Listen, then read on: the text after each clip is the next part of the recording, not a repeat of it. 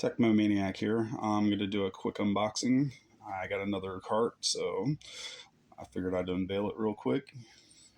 Excuse me, Dapper. I got to do the video. There he is.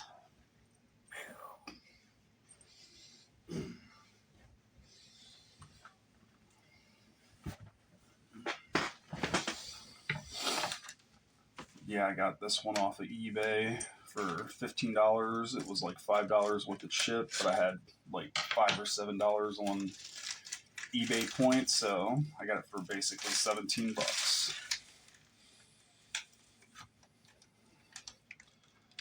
But I got the Rick 8-Bits Tecmo Super UFL 2024. It's like I finally got it.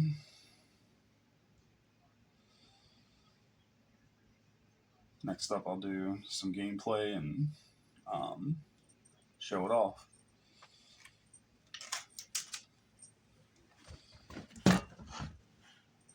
Tecmo Maniac signing out while I bump my camera.